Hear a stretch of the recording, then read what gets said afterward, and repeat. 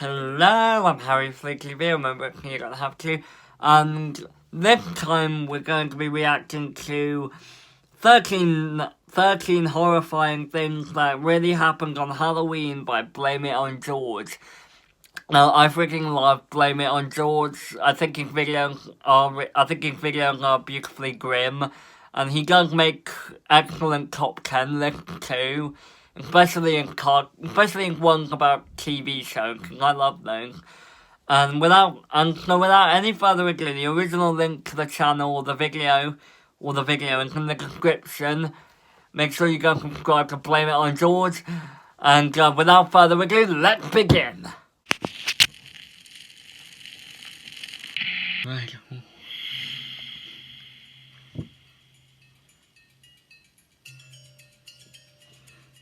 The murder of Martha Moxley. 15-year-old Martha Moxley attended the last party of her life on October 30th, 1975. It was at the home of Michael Skakel, also 15, and his older brother Thomas. Martha was last seen leaving the party with Thomas at around 9:30 p.m., and sometime in the early morning hours of October 31st, the high school student was viciously murdered with a golf club. Her assailant beat her with it until it broke, then used the jagged, broken end to stab her with it multiple times in the neck. While Thomas Skakel fell under suspicion, nobody was charged with the crime at the time. It was Michael, however, who eventually began bragging to other students that he was going to get away with murder because of his family connections. You see, the Skakel brothers were the nephews of Ethel Skakel Kennedy, the widow of Robert F. Kennedy, and so had good reason to believe that they could avoid prosecution. And for a long time, he did. But due to renewed public interest because of William Kennedy Smith's 1991 trial on rape charges, the cold case was reopened in the early 90s. Michael was eventually tried and convicted of murder in 1998, and sentenced to 20 years to life in prison. Wow. The Indiana State Fairgrounds Coliseum explosion. Wait, what? On Halloween night, 1963, the Coliseum at Indiana State Fairgrounds was playing host Man, that to a voice is holiday kind of on-ice nostalgic, and this performance isn't in even front of nostalgia 4,000 reactions. spectators. Police and security I meant to blame it on George and requisite amount the of creepy pranks and reading. vandalism considering the holiday. But nobody could have anticipated that this Halloween would go down in history as the date of one of the most deadliest disasters in the state's history. During the show's finale, a propane valve which supplied the popcorn warmer failed, causing a chain reaction that ignited a massive blast. 400 spectators, fully 1/10 of those present, were injured in the explosion, and 74 lost their lives. The incident was handled poorly by responders and changed the way state officials coordinate emergencies. And although many indictments of officials and Coliseum management was handed down, they only resulted in one conviction, and that was overturned. Amazingly, the venue was renovated in time to host the Beatles the following year. Renamed the Pepsi Coliseum in 1991, the structure still stands today. The Nun's Murder. St. Francis Convent in Amarillo, Texas, was the site of one of the most heinous crimes to take place on Halloween night in 1981. 17-year-old Johnny Frank Garrett, who lived across the street from the convent, decided to break in that night and was in the room of one of the nuns when she awoke to find him there. 76-year-old sister Tanya Binns never stood a chance. Garrett sexually assaulted her before stabbing her multiple times, killing her. Oh, hey now. In addition to living across the street, Garrett left fingerprints at the crime scene and was convicted in short order. Despite the fact that he was a minor at the time of the crime and was described by some as being severely mentally handicapped, he was sentenced to death. Hey, the word you're looking for is mentally disabled. 1991. His execution would have happened a month earlier if not for a last-minute reprieve by then-Governor Ann Richards. Despite her recommendation that his sentence be commuted to life in prison, the Texas Board of Pardons and Paroles rejected this and voted 17-0 for execution. When asked for a final statement before his death, Johnny Frank Garrett obliged, stating, "I'd like to thank my family for loving me and taking care of me, and the rest of the world can kiss my ass." the trick-or-treater. It seems like all these murderers Richard are Bigelow kids. had a very troubled history from the time he was a child. He attempted to burn down his family's home at 5. He tried to set fire to himself at 11. Whoa. As a teenager, he was convicted of car theft, and only weeks after serving a year in jail, he shot and killed the owner of a store during a robbery in 1958. Though he could have been executed, he was sentenced to life in prison, and in 1974, after serving these only murderers 16 are years, kids. he was paroled. Who knew children, who knew young children and 17-year-old teenagers Maria could be so Cialella was brutal? unfortunate enough to encounter Mr. Begenwald as she walked home alone from a night of trick-or-treating. She was last spotted by a police deputy en route to another location, who had meant to give her a ride on his way back, but by the time he returned, she was gone. She had been shot, dismembered, and buried along with Richard's other victims in the backyard. Shockingly, Richard married his wife Diane in 1980, and she was aware of his activities. After showing her the body of his first victim later that year, he told her he had done it, quote-unquote, just for the hell of it. Brutal. The Hit and Run. Visitors to a haunted house in East Granby, Connecticut in 1997 were disturbed by a grisly display out front. A bloodied, broken woman lying in the middle of the street. Ew. Convinced that it was a simply tasteless and rather dangerous stunt being pulled by one of the haunted house's employees, patrons walked right by the woman as she reached out towards them, unaware that she had been victim of a hit and run only an hour earlier, and that she was dying. By the time the ambulance workers arrived, the 40-year-old woman was dead. Police were able to use a broken mirror and paint chips found at the scene to track down the man responsible, who claimed he hadn't seen anyone in the road and thought that someone had thrown a brick at his car, like as a Halloween prank.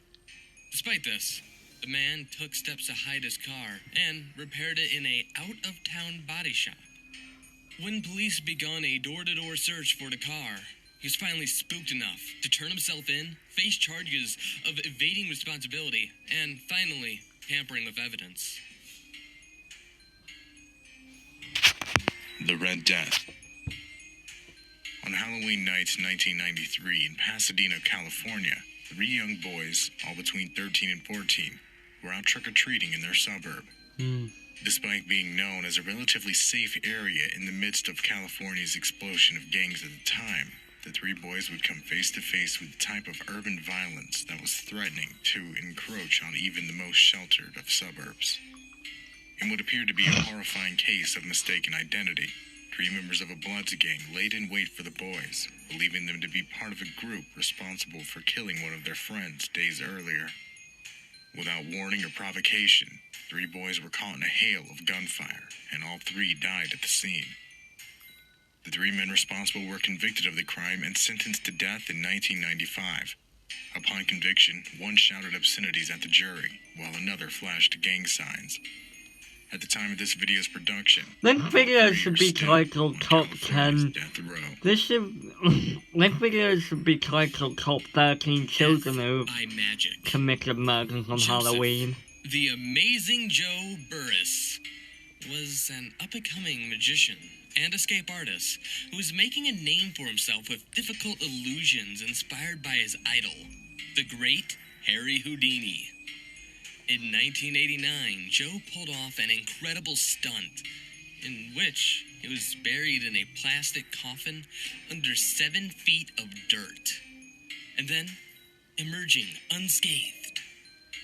For his next trick, a year later on Halloween night, he upped the ante by introducing handcuffs, chains, and wet concrete to the mix. Unfortunately, he failed to take the weight of the concrete properly into account as spectators, including his wife and son. The hole suddenly sunk 2 feet, meaning only one thing. The plastic coffin had collapsed. It took emergency workers 30 minutes long to dig Joe out. He, of course, was already dead from asphyxiation. Last night at the Viper Room. Hey, what's that Those who are music familiar with called? his work know that River Phoenix, the older brother of Joaquin, was poised to become one of the greatest actors of our time. Hey, that His music from untimely death at Minecraft 23 cut Creepypasta short what was supposed to be a Roleplay. brilliant career, and the Someone tell me circumstances what that surrounding it song's make it even called, more 'cause I wanna tragic. know. Phoenix spent the night of October 30th, 1997, partying at LA nightclub The Viper Room, which was owned by fellow actor Johnny Depp. The actor and his friends had done speedballs, the infamously lethal combination of heroin and cocaine that killed beloved comedian John Belushi. River approached one of his friends inside the club to tell him that he wasn't feeling well and that he might be ODing. However, his friend dismissed it, partially because River wasn't displaying any big symptoms, and partially out of a sense of self-preservation, as he was also high on speedballs. Moments later, early on Halloween morning, Phoenix was convulsing outside the nightclub as his horrified girlfriend cried for help. He was rushed to the hospital, but by most accounts, he was already dead, even before being loaded onto the ambulance. His death had a profound effect on the film world, and he is still remembered as one of the best actors of his generation, despite his limited body of work. The friend who might have saved him, Bob Forrest, wrote a book about the incident in 2013 titled Last Night at the Viper Room. The grisly display. Neighbors at a Los Angeles apartment complex were unnerved by a fellow resident's Halloween display in 2009. Although it didn't look particularly realistic, it consisted of a slumped figure with some kind of head wound sitting silently on the man's balcony. But of course, looks can be deceiving. Although the neighbors all would say later that it looked unreal and like a decoration, it was not. It was the decomposing body of 75-year-old Mustafa Zayed, who rarely spoke to them beyond the occasional hello, but was always well-dressed and pleasant. He had died of a self-inflicted gunshot wound to the eye, leaving his dead body for the whole neighborhood to see. That's Residents creepy. were shocked to learn that the grisly display was in fact real, not to mention that their quiet, soft-spoken neighbor would commit suicide in such a shocking and public fashion. But as one visitor succinctly put it, there doesn't seem to be a lot of community involvement at this particular complex. The smiley face killer. Where the 21-year-old Christopher Jenkins was out in full costume, celebrating Halloween at local bars in the Minneapolis, Minnesota area in 2002. That's all that anyone is really sure of, because it's the last time he was seen until 4 months later, long dead in the Mississippi River, still in his Halloween costume. The death was ruled as an accidental drowning until a police detective hundreds of miles away in New York connected it to a series of deaths he was investigating of college-aged men, all of them also ruled as accidental drowning deaths. He was convinced that there must have been something else, and he would eventually be proven right in a manner that nobody could have anticipated. Enlisting the help of a fellow detective, he eventually uncovered upwards of 40 similar cases in 11 states, some of which featured an eerie calling card, a smiley face, painted on some surface or another near the water's edge. Wait, didn't Nick Such Crowley do a note video of that? was found as well, which simply read, "Evil, happy, smiley face man." While the FBI remains skeptical about the serial killer theory, those two detectives are utterly convinced of it, and that the killings will continue. The eerie crash of Flight 990. Few things are more terrifying than the thought of being on a plane as it is going down, knowing that there's nothing you can do to avert your fate. For the passengers and crew of a Halloween 1999 Egypt Air flight from New York to Cairo, though, the events leading up to their deaths must have seemed especially prolonged and excruciating. The flight's co-pilot had a long history of sexual misconduct, and ended up being reprimanded for the same. That's never good. His latest reprimand had come just moments before takeoff, with an executive informing him that this transatlantic flight, routes which carry extra pay, would be his last. This executive was also on the flight, and it would be his last as well. In an unthinkable act of revenge, the co-pilot waited until the captain had briefly left the cockpit before ordering a young officer out, pushing the plane into a nosedive and cutting the power to the engines. The captain returned to struggle for control of the plane, succeeding in pulling it out of the dive, but the stress was too much for the plane, which broke up over the Atlantic Ocean. One man's vendetta consumed the lives of 217 people, and exasperated already tense diplomatic relations between the U.S. and Egypt, who flatly denied that their pilot could have done such a horrible thing. The murder of Patricia Ward, a well-liked 66-year-old language professor. Patricia Ward shared an apartment with her 35-year-old son, Derek. Near Halloween 2014, she became the victim of one of the most bizarre and strange murder-suicide cases ever recorded. Derek, who had struggled with mental illness and had been discharged from psychiatric care just a few months prior, apparently attacked and killed his mother with a knife inside of his home. He then dragged her body through the lobby of the apartment complex and into the street, where he beheaded her and left a result for all those to see. Once again, many passerby assumed that this was just some sort of bizarre prank and would later state that the scene did not look real to them, as if one could reasonably expect to know what such a scene would even look like. But 25 minutes later, only a few hundred yards from where the body was found, Derek Ward stepped in front of a train and ended his own life as well. Whoa. The man who killed Halloween. Texas man Ronald Clark O'Brien was hugely in debt to the tune of over $100,000. No. In an attempt to alleviate COVID-19 killing was Halloween. unimaginable in its callousness and cruelty, but which would also do long-lasting, perhaps permanent damage to the image of Halloween as a holiday. In order to collect on the life insurance policies of his children, O'Brien laced pixie sticks with potassium cyanide, which was not known to the public yet as notoriously lethal. Though he gave it to both of his children and some of their friends, only his son, 8-year-old Timothy, ate the candy. This of course prompted a near panic in the community, but O'Brien quickly came under suspicion. Although he maintained his innocence, he was tried and convicted in 1975 and sentenced to death, a sentence which was carried out in 1984. He was the notorious Candyman, the source of every urban legend about terrible things hidden in Halloween candy, the monster that every trick-or-treater fears to this day. Oh, that's why he's He's called also the known by another title, Candyman. the man who killed Halloween.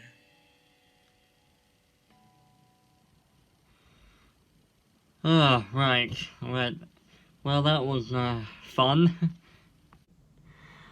Well, that was fun. I'm sorry for not having much of a reaction, but I'm so tired, and I don't know why. I came back from college not too long ago, and honestly, I'm just really exhausted, so hopefully the next night will be better. But I hope you all enjoyed that video. Make sure you like and subscribe if you did. That's great. And I will see you for another night of HarryWeen Reacts. I'm Harry Flukes. Remember, you're gonna have to.